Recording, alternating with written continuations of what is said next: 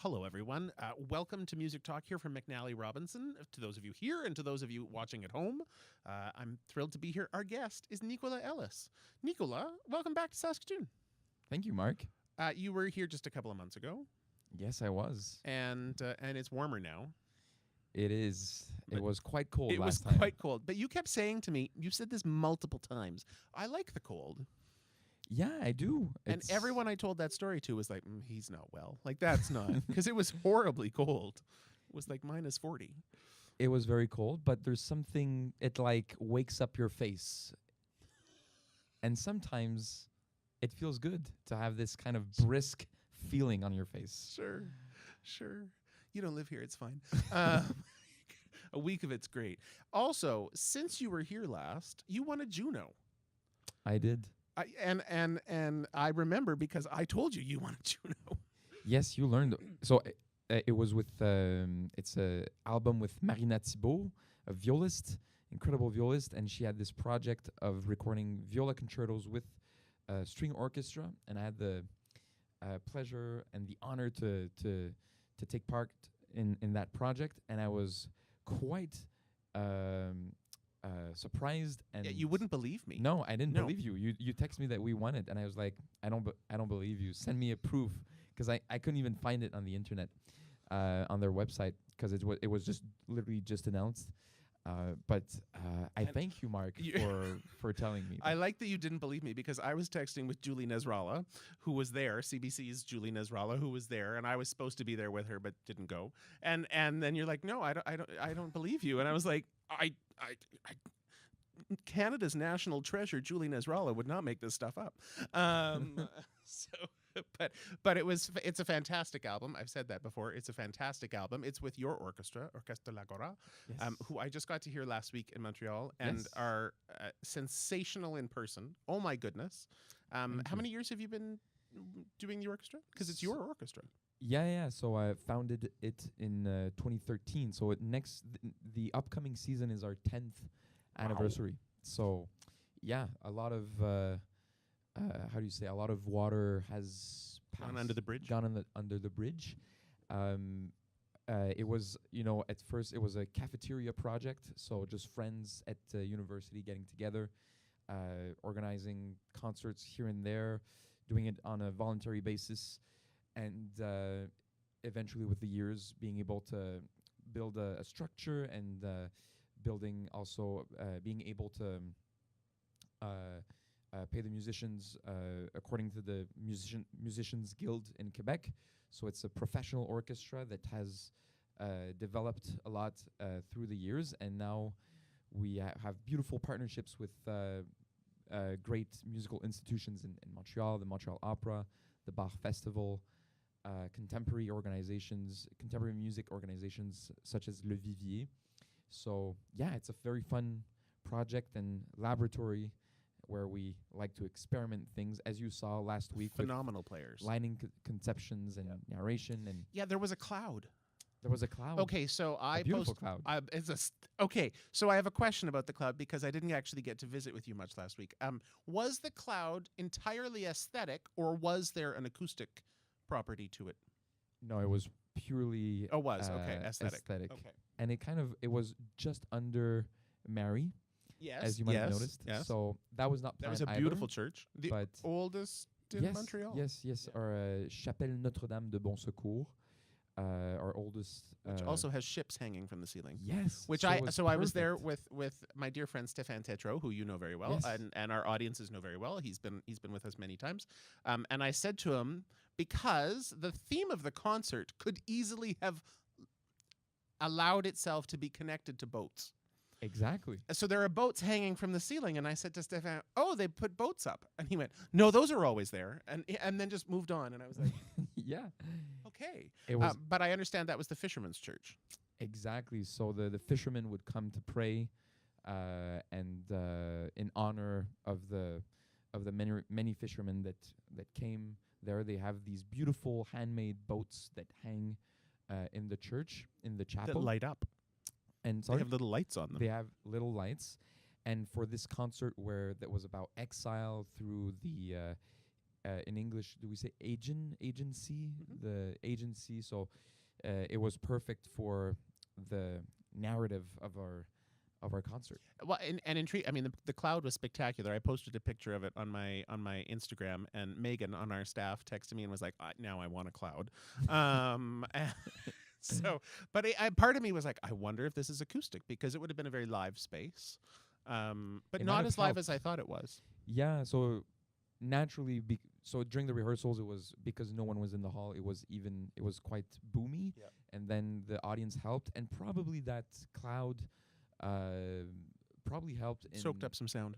yeah, to make it more defined and more articulate. Yeah. For It was beautiful, and the cloud continuously was part of the show, which I really loved, and it was it gave the mood. The lighting kept continuously adjusting, and was so well timed with the music. That was fascinating. And then you also happen to have Karina Gauvin on stage with you, which didn't hurt anybody's feelings. exactly. She is still.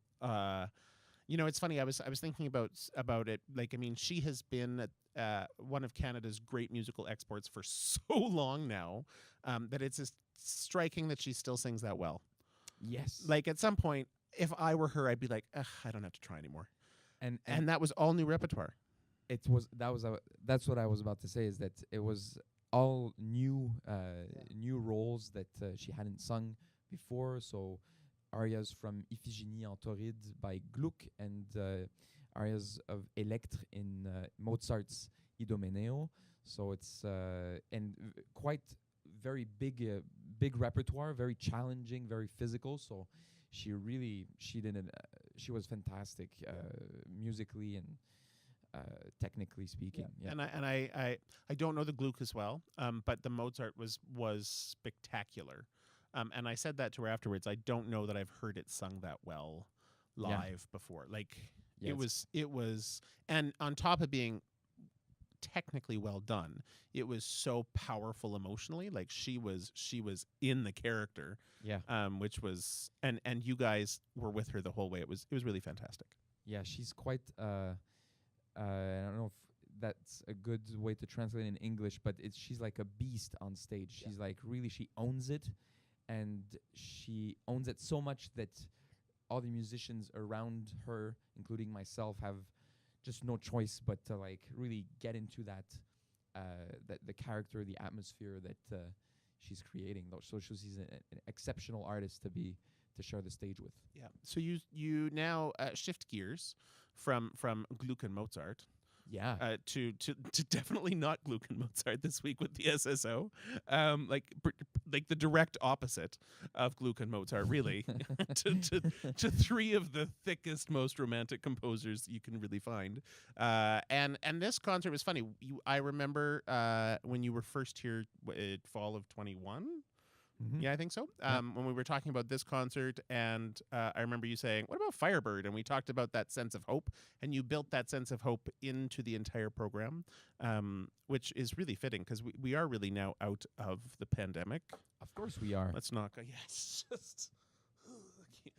Here's hoping. And so the program. I mean, it is this thick, lush, romantic music, but it also all of that music takes darkness into light.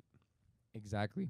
So we have, as you mentioned, the Firebird, which is, the story of the Firebird is the prince that fights this evil magician, and as he's hunting, he meets the Firebird, and he's about to kill the Firebird, but then the Firebird pleads for his life, and then they create a bond, and later in the ballet, as the prince is fighting the evil magician, the Firebird comes to help him, and then as the Firebird creates this infernal dance in which all the evil creatures and animals and the evil magician himself go into some kind of trance-like dance, and then they all fall to sleep, and during the sleep, the prince is able to kill this magic egg in which there's this immortal soul of the evil magician, and from that point on, all the animals and creatures that were under the spell of this magician, they all suddenly come back to life.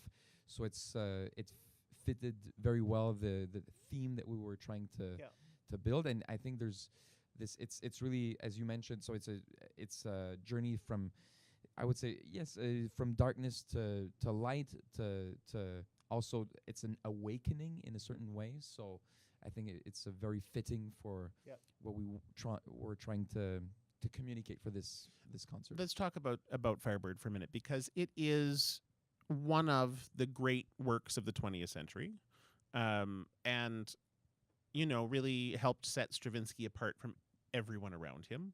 One of the three major ballets, and a fascinating story. As you were telling that story, I was like, why don't composers have storylines like that anymore? But it's because there's no more ballets. Ballets today are all about very real subjects, and there's very little magic in them. It is a sensational piece. It's because of how incredibly well Stravinsky writes for the orchestra. Yeah, I mean, it's a masterpiece of orchestration. Stravinsky was quite young. He was in his early 30s. He had, studied the works of Rimsky-Korsakov just before, and it's really like an extremely talented composer that has digested, if you want, all the Russian romantic music of that was just before him, and he's taking it and just throwing it in the 20th century. And so yesterday we were rehearsing just the strings, and it was actually quite fascinating to hear, just a certain going through the whole piece, just a section of the orchestra, and hearing these incredible sounds that when you hear just the strings, it's very weird. It's hard to understand how he came up with these sounds. And then when all the winds and percussions will come together in the next couple days as we do the rehearsals, it all makes sense.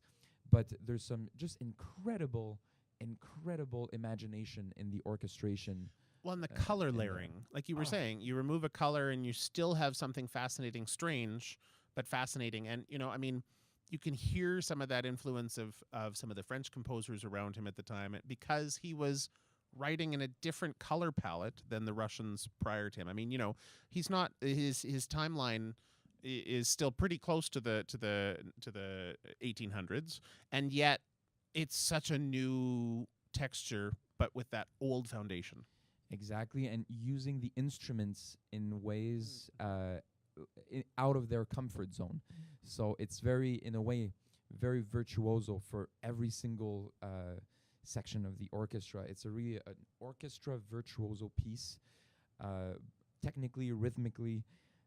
It's really, for me as a conductor, I had the chance to do this piece twice before, the suite of the Firebird, and every time it's just, you never get tired of rediscovering the genius of orchestration, of melodic, beautiful melodic lines, because it's a very lyrical as well. It's not only just rhythmical, weird patterns. There's some genuinely beautiful music, lyrical music in this suite, in this piece. So it's a real treat to be able to do that.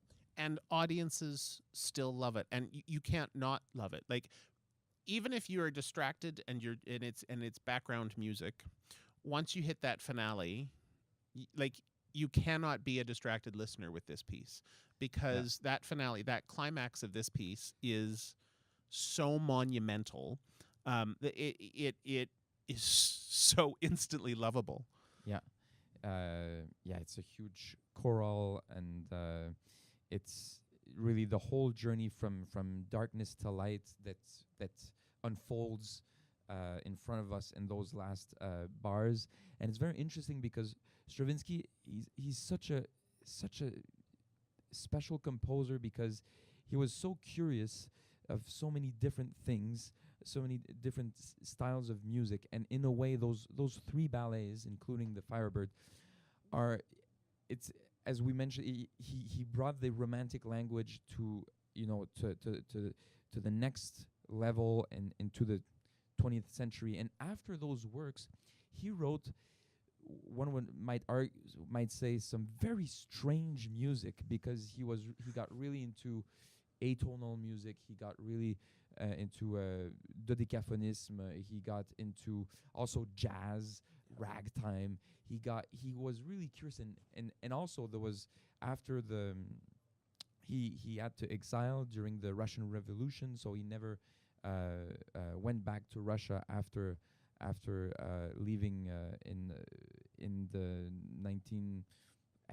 maybe 1914, I forget, or I mean, not I can't remember if it was directly at the beginning of the war, but he left, and he had to find different ways, to live as a musician. That's why he, for instance, wrote L'Histoire du Soldat, which is a piece for 7 musicians that could easily tour in different cities in Switzerland and find, he was very creative in adapting to his situation. He didn't have the resources that he had before to create such big productions, ballets, with the support of Diaghilev and all that. So it's in a way, the Firebird is kind of the a turning point where after that, it's the end of a specific style of his own writing, and for that reason, it also makes it a very special work.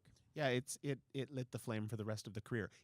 Also he did eventually become quite the socialite in Hollywood, which is fantastic, because there's these fantastic photographs of him wearing the coolest sunglasses in the world, smoking alongside these like superstar celebrities.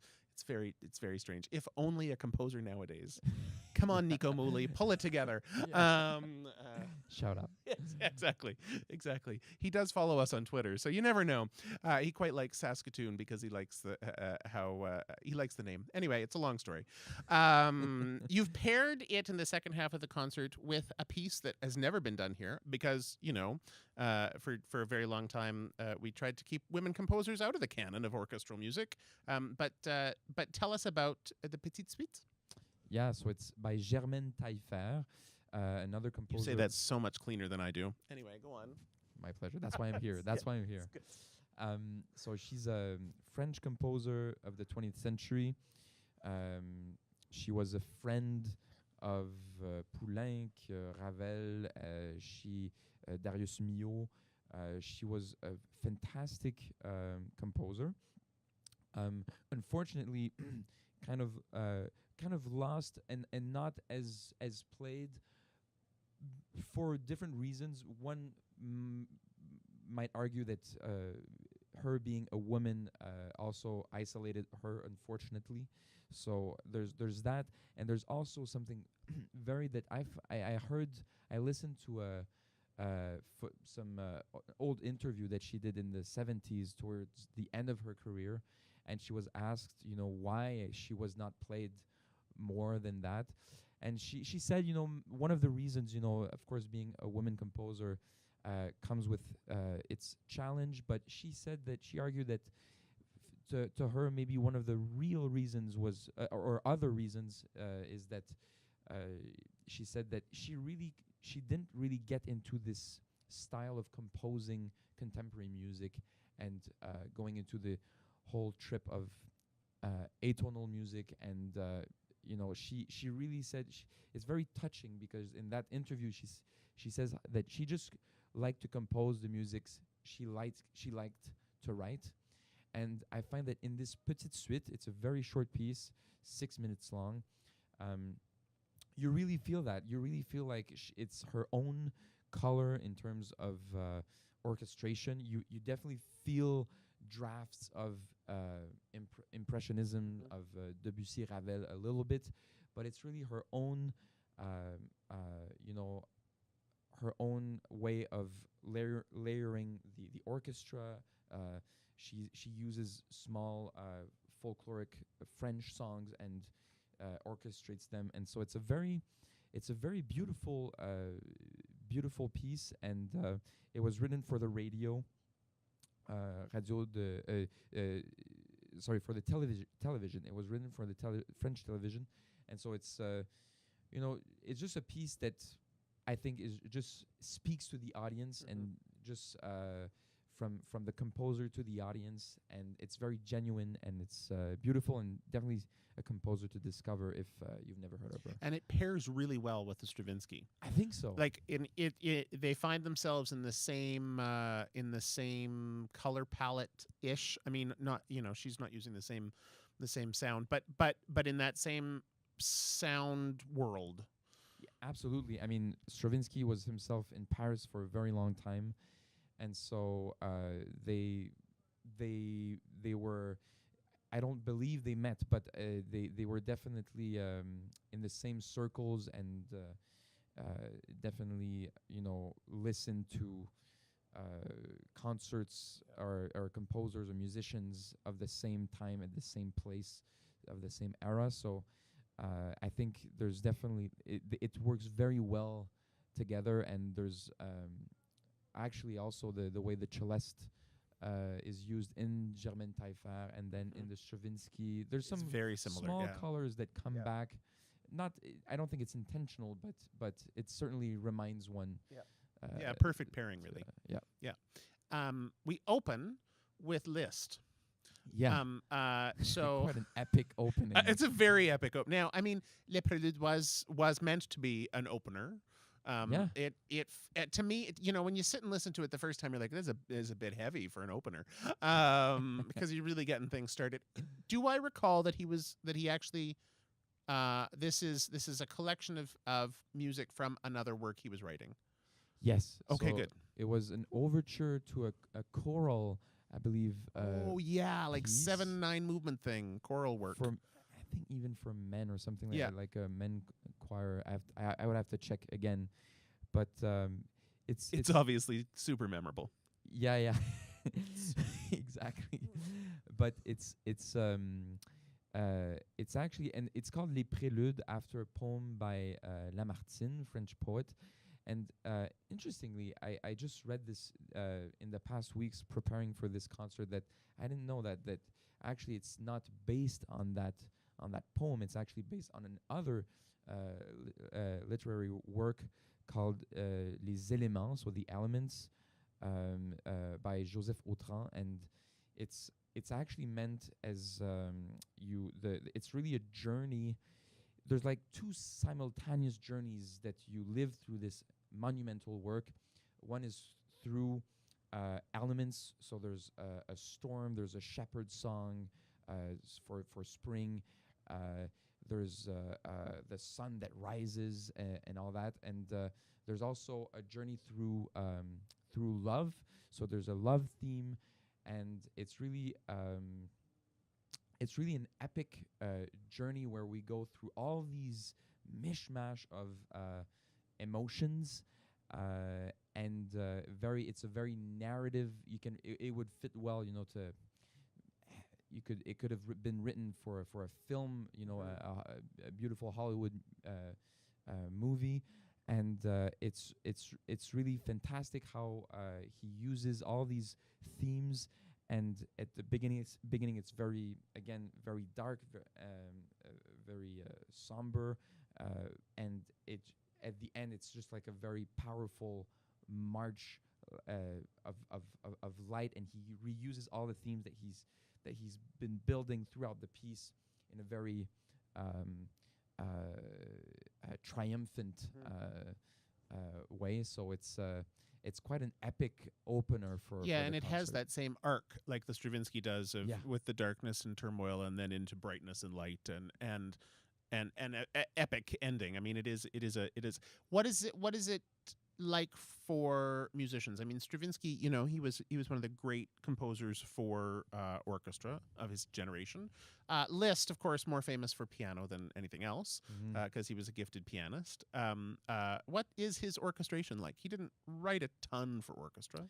Yeah, there's a lot of there are a number of pieces for orchestra that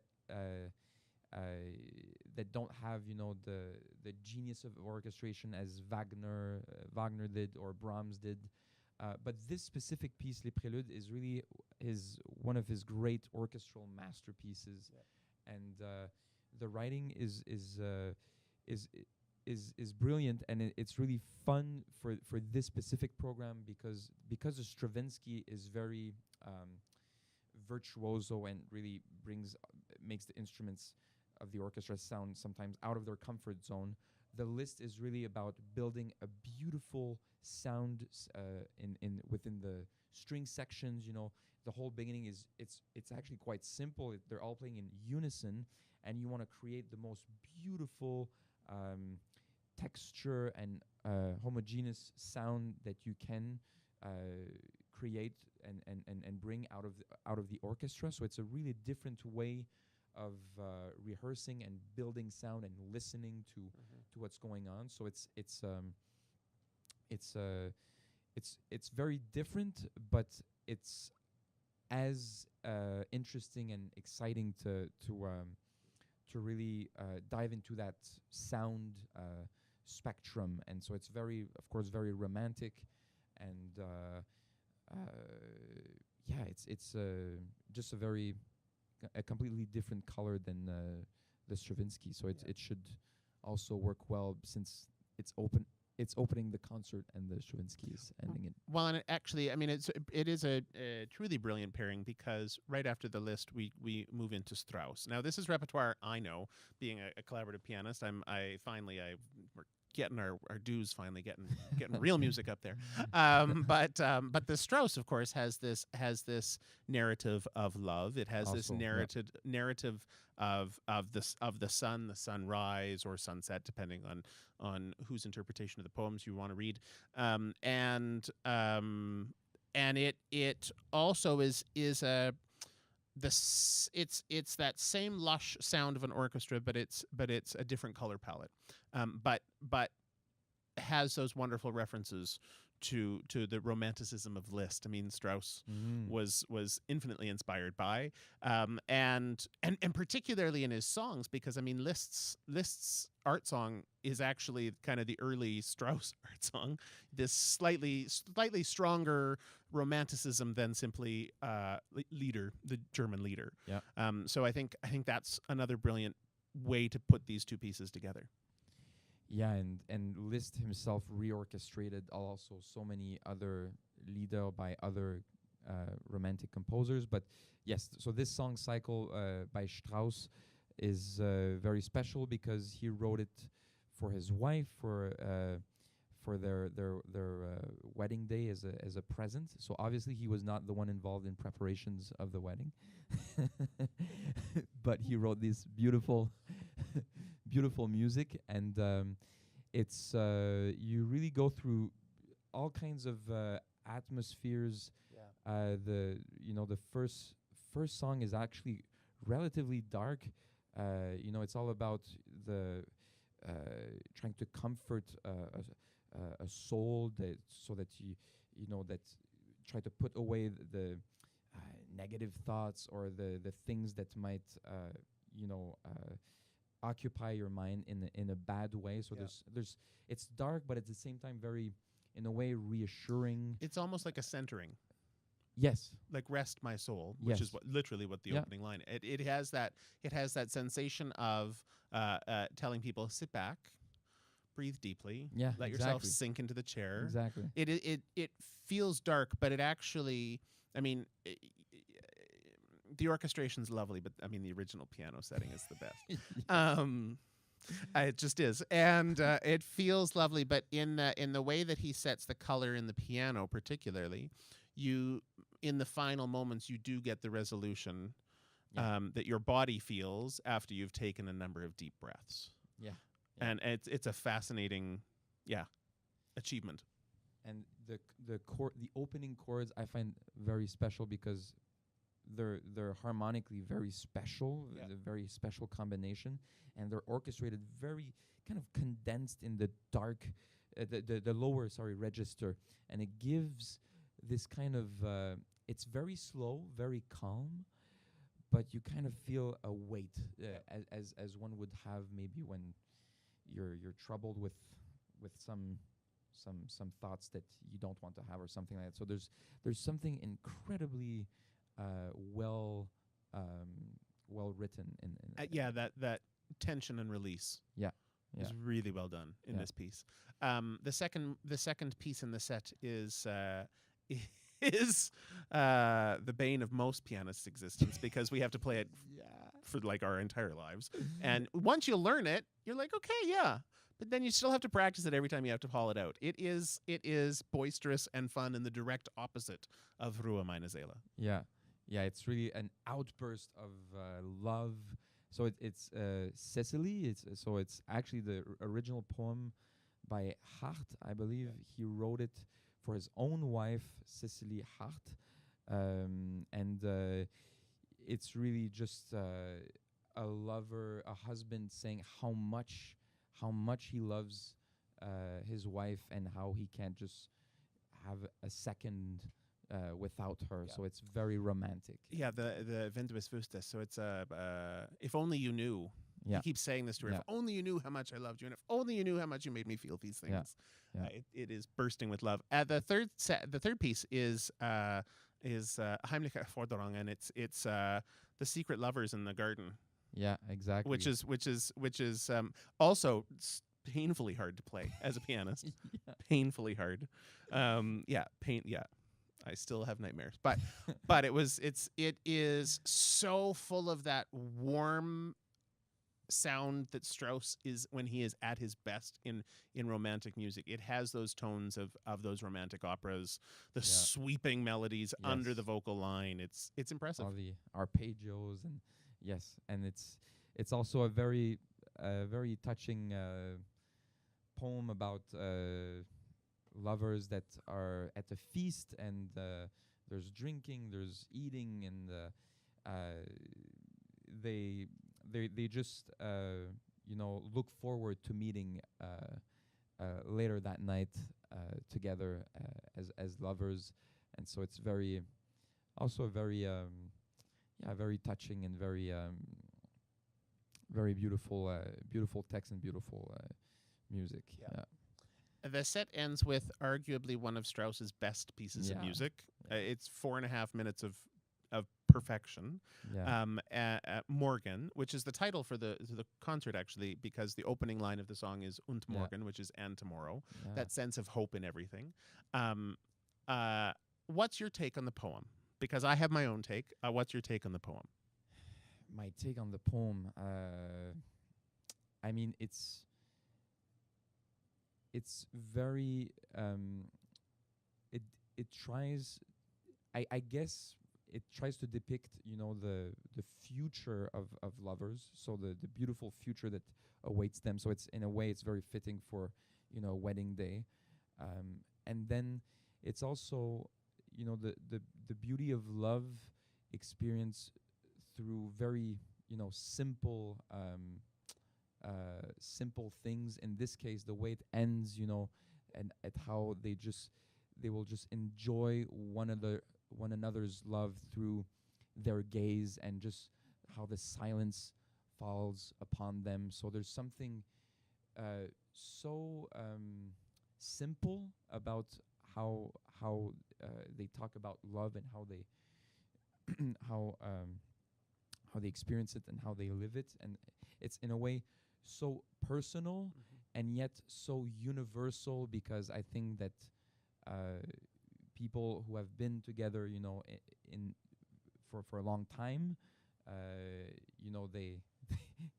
they'll enjoy one another's company and their love through the simplest things, namely silence.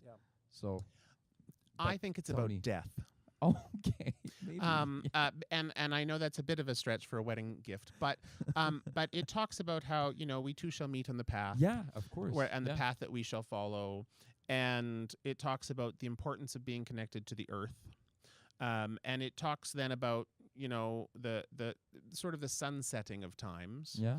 I've had the privilege to do this with many singers over the years, but our soprano this weekend, Danika Lorèn, she and I actually used to perform these pieces together for many years, and it was when it was working with her that I actually realized that I think it might be about death, and that the whole set is sort of calm my soul, because he needed personal calming, and then there's this burst of love.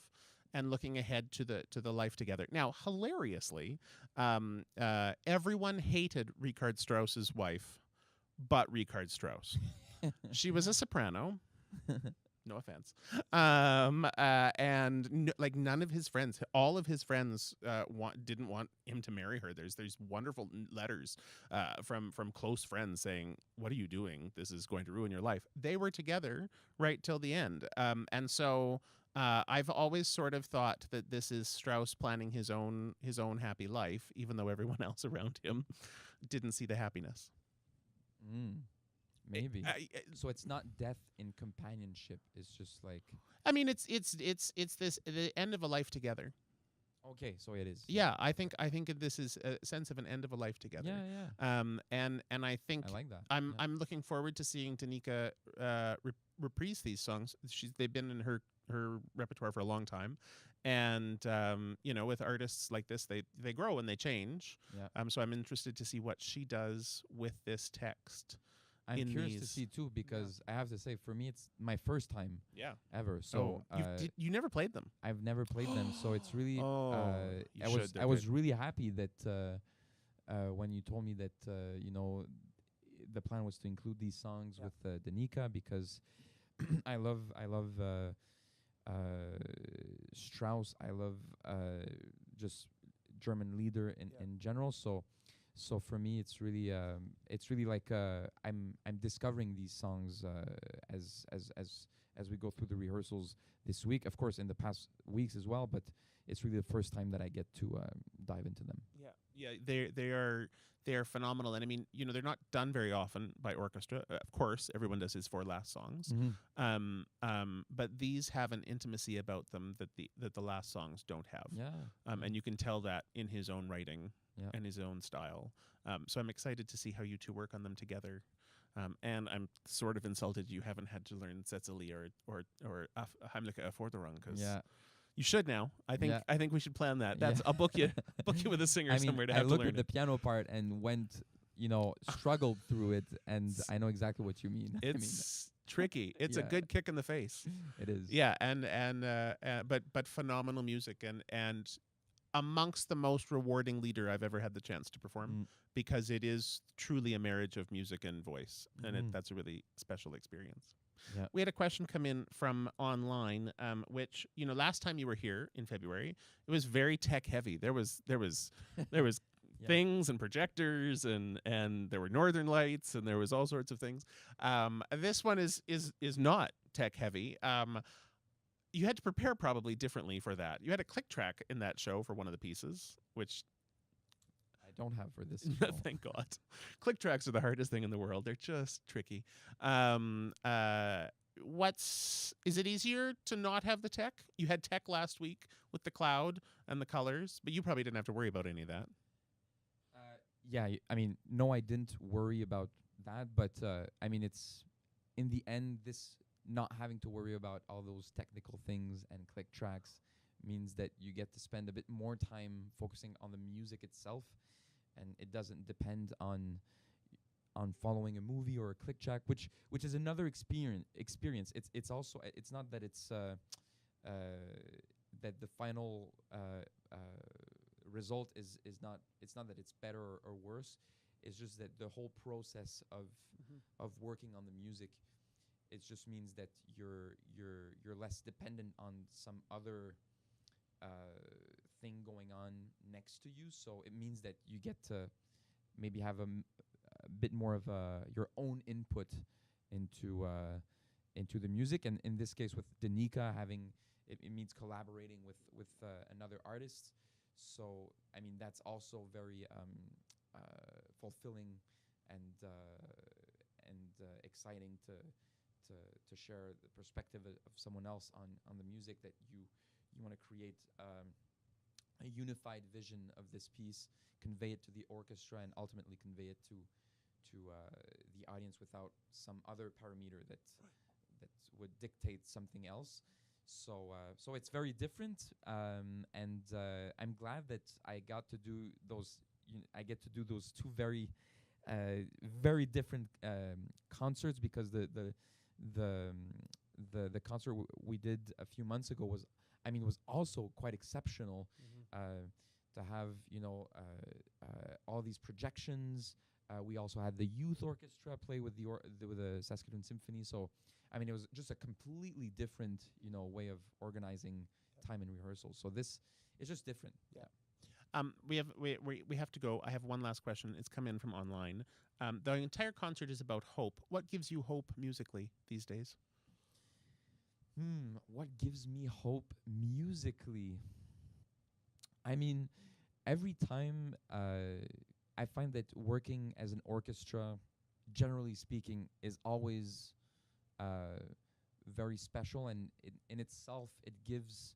I find there's something in the concert ritual that gives a lot of hope, because we put so much time, musicians, myself as conductor, Danika as a soloist, preparing the concert, each on our sides, and then we come together. We have to put that concert fairly quickly in a couple days. We spend our time basically saying to one another who's listening to who has to speak, who is supposed to, who's has to come out, and then when do you back away and listen to someone else. And then we try to put all that together, unify our vision about all that, and then we have people in the hall who religiously, they sit, they listen, and there's this communion that's very, very special, that we don't have the opportunity to live very much on a daily basis. So I feel like making music, preparing a concert, living the concert is in a way is in itself, hope, because it's a lot of people coming together and people listening to it. And so I don't know, I think there's something about this ritual that in itself, at the end of the week, once we've gone through that whole journey, I find that for me every time I'm reminded how lucky and how special what we do, how special it is, and how lucky we are to do it. So yeah, just making music and generally speaking, and bringing people together, both musicians and the audience, and living something as a community is very special. Yeah. Good answer. Well Thank done, you.